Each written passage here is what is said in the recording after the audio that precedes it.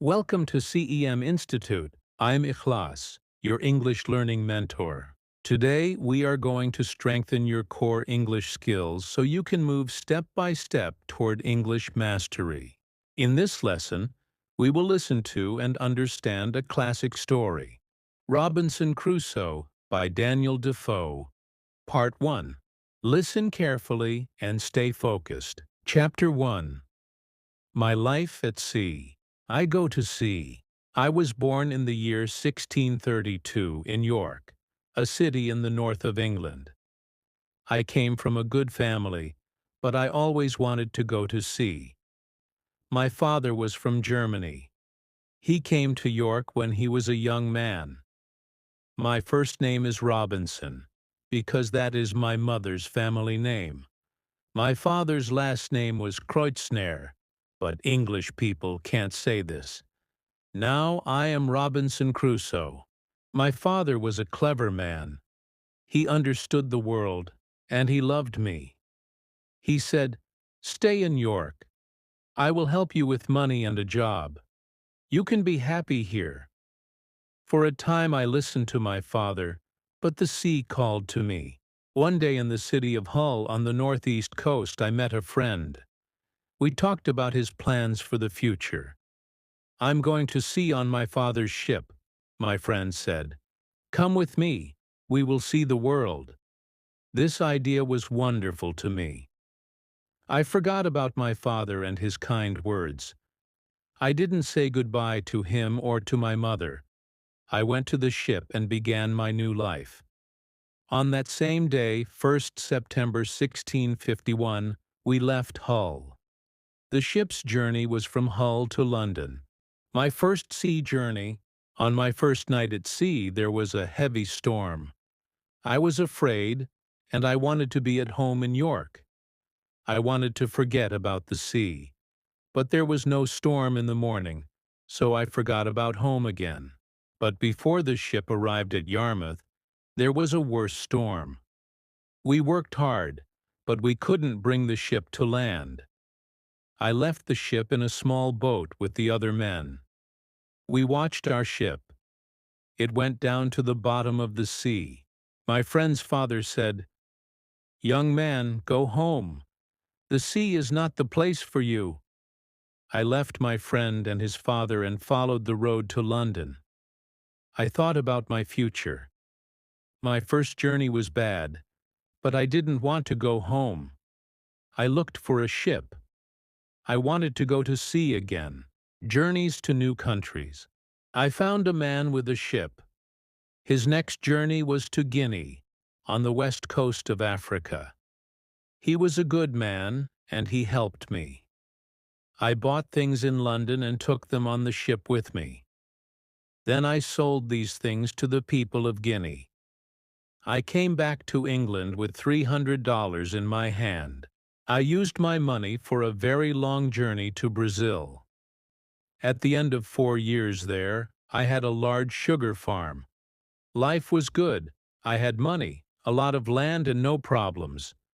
But when I had no problems, I always found some. With other farmers, I planned a journey back to Guinea. We wanted tools and other things from Europe, and we wanted slaves for our farms from Africa. I got a ship ready for the journey. I leave Brazil on 1st September 1659. 8 years after my first sea journey from Hull, I left Brazil for Africa. It was very hot, and the weather was good. But after 12 days, there was a great storm. The wind threw the ship this way and that way for nearly 2 weeks. There were 11 of us, and we were afraid for our lives. Then early one morning, one of our men shouted, "Land!" The water came over the ship again and again. We didn't have much time. It was dangerous on the ship, so we put a small boat in the water. Then we got into it. But the sea and the wind were very strong, and we were very tired and weak. The wind turned the boat on one end and threw us into the sea. I find land. The water played with me for a long time. It threw me on the land and pulled me back into the sea. Then it left me on the beach.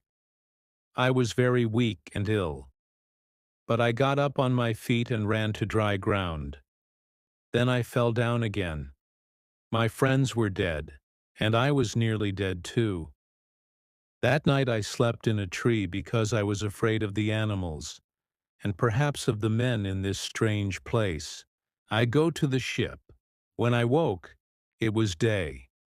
The sea was quiet, and the ship was about half a mile from the land.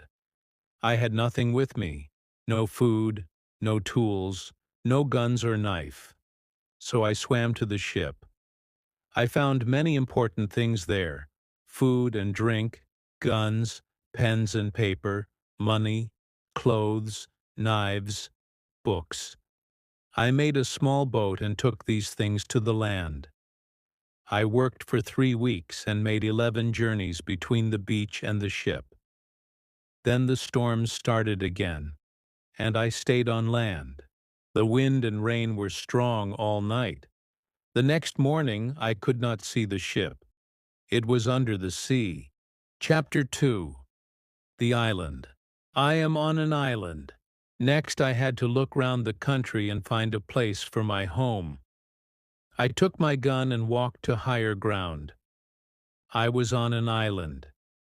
I could see the sea to the north, south, east, and west. I could also see 2 small islands, about 9 miles away to the west. I couldn't see any farms or people on my island. I saw a lot of birds, but I didn't know their names. On my way back, I killed a great bird with my gun. At the sound of the gun, a lot of birds flew up and made loud noises in the sky. I built a home. I found a good place for my home near the top of a hill. There was a large square of land with a small cave at the back. I had many things from the ship. From these I made a tent at the front of the cave. Then I cut down young trees and built a strong wall round my home. The wall was nearly 6 feet high and 80 feet long. I worked on this wall for more than 3 months. I made the cave larger and put my things inside. I finished the house. Now I had 2 rooms. I lived and slept in my tent. I used the cave for my food and water, and for the things from the ship. It was also my kitchen and dining room. There wasn't a door in my wall, but I could climb to see over it. I made some stairs, and each night I brought them into the cave. Then I could forget about animals and strange men. I could sleep easily. After about 10 or 12 days on the island, I thought of something. I wanted to remember the date. So I took down another tree and I cut into it, in big letters. I came to this island on 30th September 1659. Each day I cut a small mark in the post. Every 7th mark was longer than the other marks. This showed the end of a week. A thicker mark, every 30 or 31 days, showed the end of a month. I built things for my house. I wanted a table and a chair. These were the most important things for me. I wanted to sit at a table for my breakfast, lunch, and dinner. I also wanted to write the story of my exciting and difficult life. Perhaps, one day in the future, I could show it to people. Every job took a long time and a lot of hard work. I had to cut down trees with my tools from the ship. Then I made a good table and chair, some shelves and some boxes. I put the shelves on the walls of the cave, and I put my things in boxes on the shelves. I was happy when everything was on a shelf. Now I had a plan for my days. I walked out with my gun for 2 or 3 hours every morning. I usually found my food for the day in these hours. Then I worked in my house. I ate my lunch at midday. After lunch I slept for 2 hours because it was very hot. Then in the evening I worked again. At night I read and I began to write my story. Chapter 3. I look round the island. I find good fruit. After 10 difficult months, I had a good home and a lot of food. Now I wanted to see the island. Was there anything in this country for me? There were no people on the island, but perhaps there were other interesting places and things. On 15th July, I went up the small river near my house. I found good land with trees and a lot of fruit. The weather was hot, and the fruit was ready. It was very good, but I was careful. I ate only a little of the fruit on the first day. I remembered men on my ship from London to Guinea. They ate a lot of the strange fruits from Africa. Some men were very ill and 2 or 3 people died. I thought of a good use for this fruit. I wanted to dry it in the sun and then have fruit every day. I couldn't carry a lot of fruit back to my house, so I put it in the trees, very high above the ground. That night I climbed into a tree too. I slept very well there. It was my first night away from my new home. The garden. In the morning I walked and looked at the country round me. There was a lot of lovely green land and good water. It was a garden with many fruits and vegetables.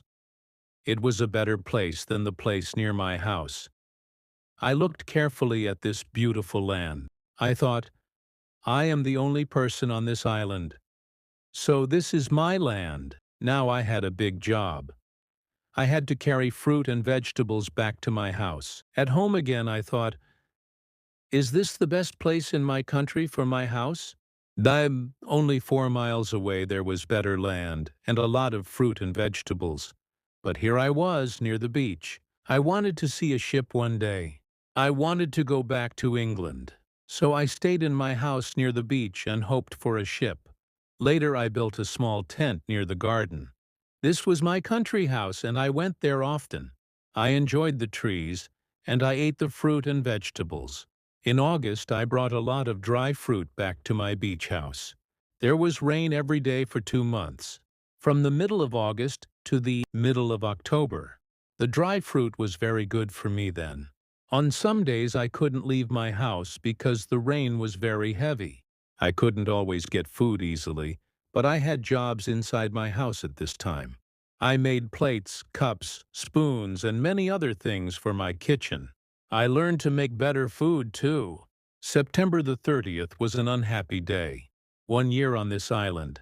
1 year without people or conversation. I looked at the marks on my tree, 365 days. I was very quiet and sad all day. Could I hope for anything in the future? Thank you for listening to part 1 of Robinson Crusoe. If you want to watch the next part of the story, make sure to subscribe to the channel. The next part will be uploaded very soon. Keep learning, keep listening, and keep growing with CEM Institute.